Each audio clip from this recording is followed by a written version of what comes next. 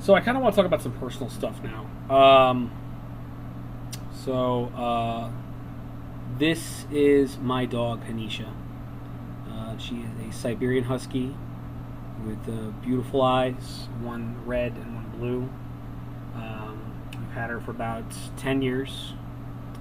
And unfortunately, she passed away recently. She passed away in November, right before we voted, I want to say. And I just want to talk about her a little bit. I want to do a little tribute to her. I think I'll show you some videos I took of her. This was one of the sweetest dogs I've ever had in my life. She was my buddy. She was a big old happy wolf. She was so sweet and so loving and so affectionate. And she loved food. She loved to eat.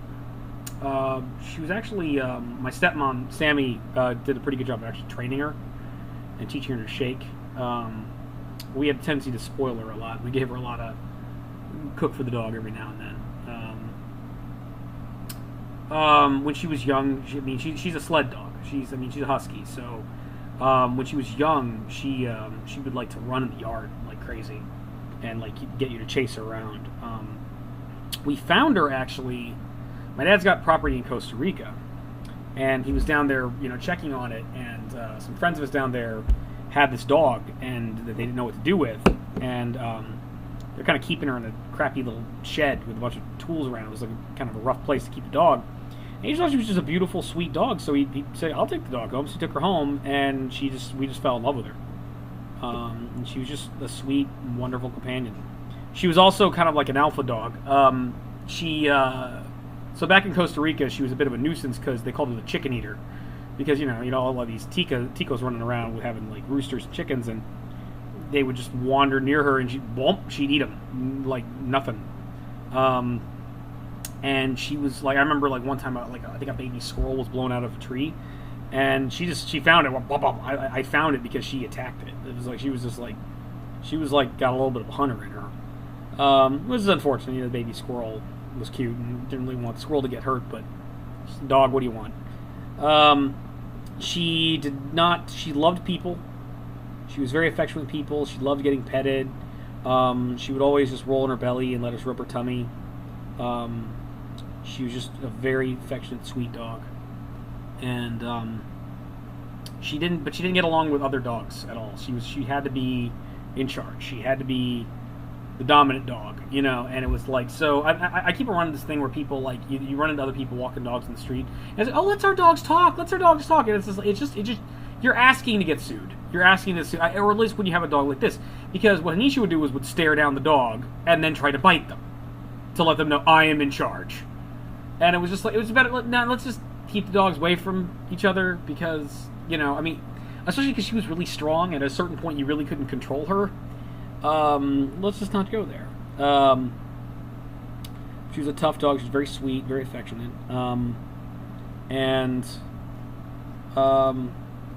Yeah, it's kind of one of those things where, as I've gotten older, my dad's had run into a lot of health problems, and even like Hanisha wound up like having like health problems. She had to have her cervix removed, and it's one of those things where it's just like, I'm kind of happy my Navy career didn't work out the way I planned it to, because it's kind of started hitting me when I was at Great Lakes, the worst place to be in the Navy, that like these people are gone for like 9 months at a time away from home, and I have an elderly dad and a 10-year-old dog, and it's just like, I don't want to be away from home, away from people I love, and have something bad happen. And in fact, I had a rival who got screwed over in the Navy, who was a supervisor who I had to deal with, who was a piece of shit, who like kind of went on bragging about how he had a crappy relationship with his dad, and then he found out he died one day, and it was just like, it really just rubbed me the wrong way. I've got a good relationship with my dad, but it's just kind of like, just the kind of callousness was just sickened me. And again, this person in question was a piece of shit. I can have Davis and Porter can confirm that. But it's just, I'm kind of glad the way it worked out, because I wound up being home, and I wound up being in a position to like she needed surgery, and if I hadn't been there, my dad almost went to this other guy, this other doctor who we'd had kind of a problem with prior, and he'd worked on one of my cats way back in the day, and he did some surgery on her that was beneficial, but then years later, when there was a complication, he kind of made the situation worse, and he was recommending to put the animal down, put her down, and I'm glad I steered him away from that, and she was with us for a few more years. Towards the end, she kind of hurt her legs, and she moved in with me, and because I live in like a one-story apartment, and me and her just got to chill for a while. We were just kind of hanging out. Again, she's a buddy, we just I'd take her for walks, and we'd hang out together. And she died suddenly. She had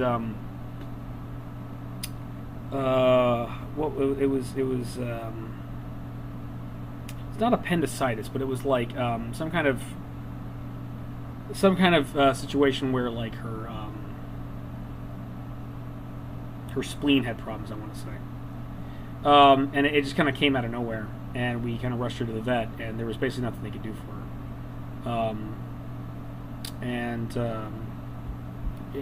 noticed something was wrong because she stopped eating, and then all of a sudden she started whimpering in pain, and so we got down there, and there was basically nothing we could do. So the woman kind of warned us she may not make it through the night. So we brought her back inside, and I just kind of hung out with her and kept giving her water and just stayed with her, and I wound up sleeping on the floor next to her. And she was my buddy. She was always there for me when I had a bad day. She was always there with this big dog smile, with big panting, just happy to see me. And was always quick with the nuzzle, and I stayed with her right to the end, and slept on the floor next to her. And then I left the room for a minute. I came back and she was gone. And I had to tell my dad and my stepmom about it. And then I had to bury her, and that really sucked. But I was glad I did it because I owed it to her. And it was all kind of rough, but it was like we got like a whole like month together, right towards the end. It was like a whole like 2-3 weeks where we were just kind of living together and hanging out with each other. And honestly, those were a blast. I was just me and my buddy, and I still feel like she's still with me, still giving me a good nuzzle on the cheek every now and then, from heaven, basically. And she's a good doggy. I love her. So that's Hanisha. Here's Hanisha in action. Hanisha, oh go baby. Oh, happy dog. Merry Christmas, Hanisha. Christmas doggy. Christmas dog. Oh, go baby. Go baby. Oh my God. Oh my. Oh, you love you. Okay, shake. Oh, good dog. Oh, yes, you go, baby. Oh, yes, you go, baby. Pants, Hanisha.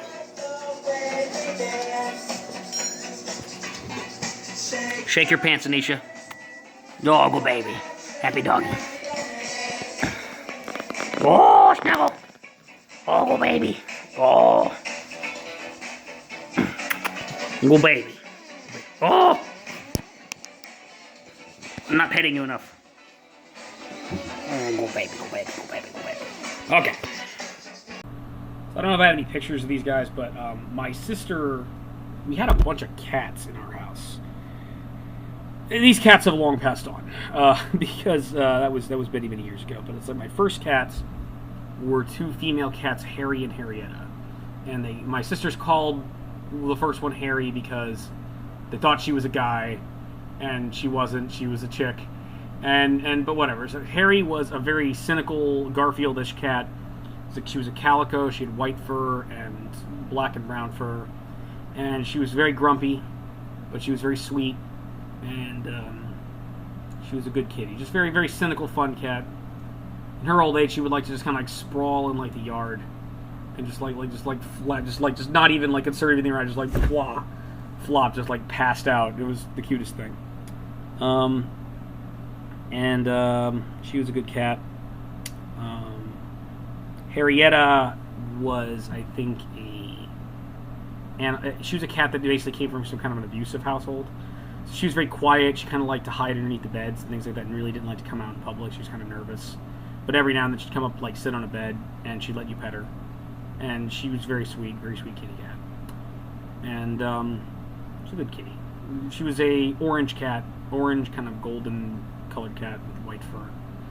And then my sister got 4 cats because she was nuts, and they were all awesome. And she became the crazy cat lady, and just like lived at home with just 4 cats in her room. And there was 2 twins, 2 orange twins. The little tigers, which was Morgan and Sloane. Morgan was had a very fine fur and was very dignified. Had kind of little tiger stripes on him. Was a very good hunter, very smart cat. Very dignified. That was Morgan. Morgan was a sweetie. Sloane was fat, big fat fluffy cat, very affectionate. Would always try to play with or like pick fights with Morgan, and Morgan would just like stare at him like, "What's your problem?" And I think Morgan would like a lot of times kick his ass or scare him away. But the twins fought a lot, but they were very, very sweet. Sloane especially was very, very sweet and would just like snuggle me often. Then they picked up Julian, who was a black cat, a big black cat, who was a rescue cat. He'd like grown up on the streets, as it were, and he got rescued, and he was really sweet and affectionate and awesome, and he was like cunning and smart, and he really appreciated living in a house with people taking care of him, and he got really, really fat. They all got really, really fat because they got like spayed and neutered really late in their lives, so they were all like huge. They were like monster. They all had like gigantism. They were all like big cats. So Julian, I'd be hanging out playing video games, and he would come up and like nuzzle me, and like get my attention, like play with me, and I would pet him. He was very sweet. He was also very tolerant of like our dogs. Like our dogs would kind of like run in and mess with the cats, and he would just kind of like put up with it for a little bit because he was like, "Hey, what's up, bro?" But like so they kept all these cats in one room of the house, like. And Morgan, basically, Julian was so smart. Julian figured out how to open the door. He figured out how to leap up and pull the latch down and open the door and then run out. And then it was like the cats had to stay in the room. They had to stay in the room because they're going to cause troubles in the house. So we were like, well, you got to come back. And the moment we tried to like come and get the cat would just run. And it would just like, and you'd have to chase him all over the house. And he was really fast. And we'd chase him all over the place, and he would just he would hide under beds and in places you wouldn't catch him. And you looked down at you like, you can't catch me, you couldn't catch me. Or like a couple times he like hid next to the washing machine, and hid next to it with the big eyes, like you can't catch me in here, you can't catch me. And eventually you're like, oh fuck it, whatever. And you'd give up, and I'd give up, and I'd go watch TV or play video games. And then he would come out. Then he'd come out, and look at me. You're supposed to chase me. It was his game. It was how he entertained himself. And he would and then you're like, you get back, and then he'd run again. And you chase him. And then my sister moved in with my grandma, and they were kept, again, upstairs in a room where there was all to themselves. And this had a regular, like, knob door handle. Yeah, Julian figured out how to open that real quick, and he would do the same thing, but this time he would be running up and down stairs and doing this nonsense. And same thing. You get tired, you walk away, and he was like, you're supposed to chase me. He'd walk out, and it's like, what are you doing? What are you doing? And then there was Anatun, who had the weirdest fucking name ever. She was this gray little calico cat, and she was very beautiful, and she was, I think, picked up by another owner, and she was kind of meant to be like a one-person cat, so she was never really comfortable with the boy cats. She kind of wanted to be off on her own. She was called Anatun because her original name was Anyi, and my sisters thought she looked kind of like Toonsis the driving cat from Saturday Night Live, so they wanted to call her Toonsis. So like they heard the way you're supposed to change a cat's name is you have to kind of start the first name and then add the second name at the end of it, and so they called her Anatun. And then you're supposed to slowly transition the cat into being like the name that you want to change it to Toonsis, and we just never did it. We just kept calling her Anatun. And my dad theorized this drove the cat insane. So she eventually, was, we realized that basically Anatun didn't really like being with the other cats. So when I got my first apartment and I was off on my own, they gave her to me, and we got along really well. and she's very, very sweet and very affectionate, and she would like greet me and run up to me and nuzzle me when I came home, and she would just like say hi. She would like just read me out over and over again, like, I love you. Just like you come inside, she's like, meow, meow, meow, meow, and she like does this purr with like this beautiful rhythm, and it was so cute. And she would sleep by my head at night, and she was really, really sweet. And Hanisha, I was like, eventually she got sick, she got diabetes, and she was the one, she'd actually had like gotten her jaw broken when I was living with my parents, and we went to this Asian guy, this Asian veterinarian who lived not too far away from us, and he sewed her jaw shut, and she was good for years, until, and mind you, she had cats have a much longer lifespan than dogs, so she lived a really long life. She lived like 18 years, and but like towards the end, I noticed there was like a welt, like that kind of popped up on her jaw, and I noticed like the wires that he'd sewn her jaw shut were like cutting through the skin and the flesh, and so I brought her back to the guy and had him check her out, and apparently a bunch of like weird like new rules had been applied to like veterinarians in Florida, and she needed to get all these shots that at her age would fucking kill her, and a bunch of other bullshit like that, and basically he found out I basically just forbid him from doing all that stuff, and then he discovered like, oh, she's got diabetes, so he tried to put her on like diabetes medication, and she, like cats are very, very stubborn, and she just would not eat it, and so eventually we went back to the regular food, but it was kind of too late. It kind of weakened her immune system, and she never really recovered from it. Also, we went through this thing where while she was sick, the place I was staying at had a bunch of Pharaoh ants in the yard. But if you don't know what a Pharaoh ant is, Pharaoh ants are a type of ants that have like tons of queens. They have multiple. They're all pharaohs. They're all like kings. So they have like bunch of queens, and those and so they have like these kind of like really big, vast territories. And so what they started doing was they would like smell her food and would come in and sneak into the house and start eating all of her food, and like she would just stop eating, and she would stop eating because my food's full of ants. It's disgusting, and cats are very like finicky, and I eventually found like a clever way to get around it. I figured out that if I put her food in a bowl of water, and keep that water filled, the ants would be less likely. The ants wouldn't bother going to it. There would be no incentive for them to get it, and I could protect the food. But it was very difficult caring for her till the end. And eventually she got very sick and tired, and I had to go to work, and I was kind of sleeping next to her, like on the couch, and I very carefully moved her aside and said, "I'll see you later, buddy." And I headed out, and when I got home, I found her dead on the ground, and that sucked. And this was like a year after my mom died, so that really sucked. And then a year later, my grandma died. That was a rough 3 years. That was a really rough 3 years. So yeah, that sucked. The boy cats survived a couple years further than that, though, and I went and visited my sister a couple times, and they all, I think, unfortunately, like Morgan passed away like first out of all of them, and again, he was like dignified and like he was like a regal cat to the end. He was like a professor of cats. But Julian and Morgan, Julian and Sloane, who were fat and adorable and fluffy, they lived the longest. And I remember like I'm going to visit my sister, and they were there, and they always remembered me, and they always would run up.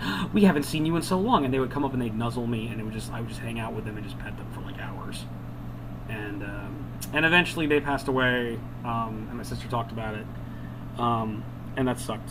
But they were really sweet cats, and they're really awesome cats in my life. I've also had a couple more dogs. I had Judge was my first dog, who was a beautiful golden retriever who loved to chase a ball, and he was a sweet dog, and we would just like go out and toss the ball for him all day long. He was an outdoor dog though, so we had to keep him outside in a little pen. And he was a good dog for many years, and I loved him a lot.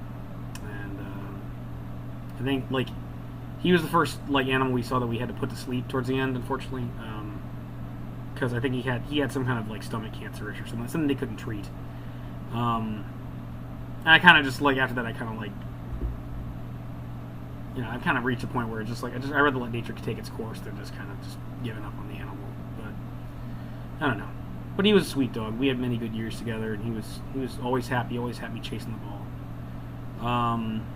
My sister had a beautiful Shar-Pei named Zeus, who big wrinkly dog, very very sweet, very very affectionate. And he had him for many years. And there was like Emerson was a big brown dog who was also very very sweet. And my other sister had a boxer named Baxter, really original names of ours, who was very, very sweet and would love to spar you and was like really well trained. Like he would like fake bite you in the face all the time, but never bite down. He was just like, just letting you know, hey, I could do it. And he was very, very sweet. And he smelled really bad though, he was really bad. He was like an outside dog that she kept inside. I don't know if he's still alive. I hope he is. That sister and I don't really... She doesn't really get along with anybody in the family, so we haven't really talked to her in a long time. But God bless her. And I'm not sure if like Baxter's passed on or not, but I hope he's still around. I hope he's okay. I hope he's doing good. And Sammy has a little Pomeranian named Chica. No, not Chica. Milan. And he's a very sweet dog and very friendly and just cute as can be. He's good. Chica was a friend of Bill Rich's Pomeranian, who was also really cute and would like always greet you, especially when you wanted some food or something like that. He would like bark and like get your attention, and he would always kind of look right up at the sky like, "Roar!" And like, you know, and he was very very very cute little dog. Also very fierce. I mean, like just very tiny. So if she ever thought you were like crowding her, she would like freak out like, "Rah!" Like just get ready to fuck you up. That's my pets. I've also had a lot of fish and turtles before. Especially I had a gopher turtle, which I named Splinter because Ninja Turtles. But I called the turtle Splinter. I don't know why I did that. Whatever. And he was really cool. We kept him for a while. We kept him outside, and eventually, gopher turtle, he got away. So, but those are my pets, and I love them. And yeah, that's it. Just thought I'd get a little personal with you guys.